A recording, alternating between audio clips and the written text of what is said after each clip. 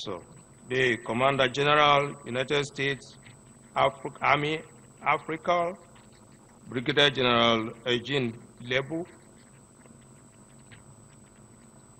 the various Chief of Staff and Chief of Army Staff of participating countries, representatives from allied countries, commanders of various operational units in the Nigerian Army, representatives from the Nigerian Air Force and the Navy, principal staff officers from the Army headquarters and the services, corps commanders of various commanding various formations of the Nigerian Army, general officer commanding the various divisions of the Nigerian Army,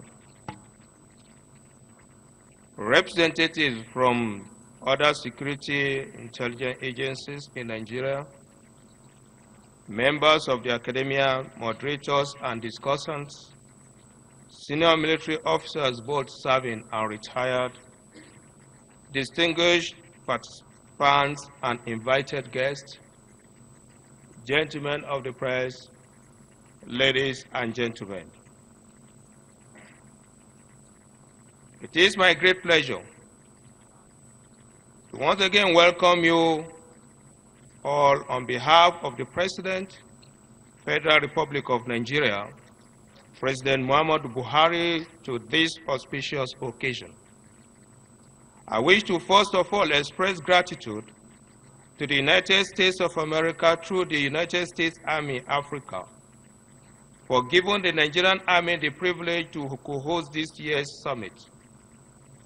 I am confident that the choice of the Nigerian Army to co-host this august event is anchored on the commitment the force has displayed over time in ensuring global security, and recently the successes recorded against Boko Haram insurgency.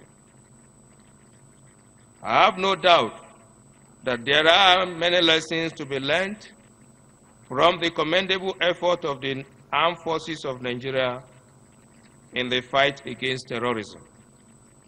The Nigerian Army stands in a good position to share its experiences and ideas which are relevant in the contemporary fight against violent extremist organizations. It is therefore gratifying for me to deliver this keynote address to the participants of the 6th edition of the African Land Forces Summit tagged Abuja 2018. It is with purpose that I address this worthy audience, as this summit could not have come at a better time, a time of regional and sub-regional challenges and asymmetric threats, and concerted efforts on our part to counter and neutralize these threats. I am pleased to see representatives from all over Africa, as well as several key international participants attending this summit. It is important to state that the deliberations and interactions during this summit will showcase the relevance of the experiences shared and solutions proffered to tackle the common challenges we are facing in securing our individual nations and the world at large. The benefits that could be derived from the enhanced cooperation and mutual collaboration through the African Land Forces Summit are enormous. No doubt, this would increase the capacity and competence of African armies to provide security throughout the continent. The knowledge gained and ideas shared at this summit will be instructive in solving African problems, which are better comprehended and managed by Africans. This alludes to our complex scenario in a continent of over 1 billion people with more than 2,000 spoken languages. This diversity and the growth of regional and transnational violent extremist organizations have therefore buttressed the need for building military partnerships across the continent through collaborations that promote collective security and an integrated approach to handling regional security issues. In this light, it would be apt to say that we are all here to provide solutions and develop capabilities which would ensure that our armed forces remain professional, ready, and efficient for the variety of scenarios which the battle space throws up. Violent extremism, terrorism, human trafficking, proliferation of small arms and light weapons, as well as piracy, have continued to pose security challenges to our individual and collective countries. As the global security environment continues to be volatile, uncertain, complex, and ambiguous, the chiefs of army staff of our various countries, including our partners, need to develop and adopt a unified approach to confronting these challenges. Tackling security challenges, such as those highlighted above, requires a comprehensive decision and unified approach by all stakeholders.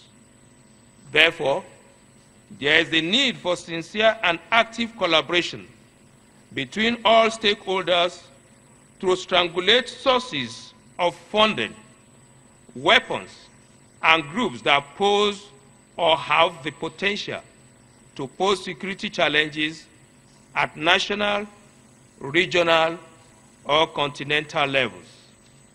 This collaboration can only be possible if we forge lasting friendships that will accommodate common interests and aspirations to safeguard Africa.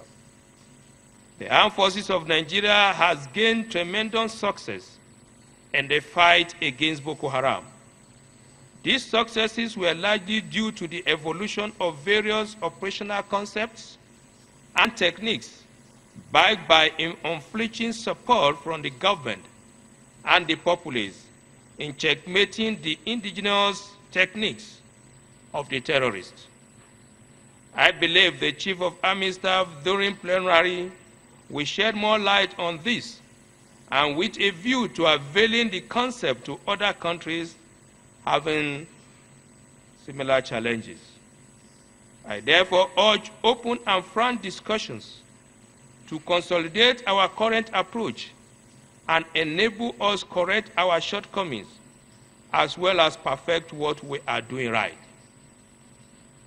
The successes so far achieved in the fight against Boko Haram can only be consolidated with the renewed and robust collaborations between the Lake Chad Basin Commission countries through the multinational Joint Task Force.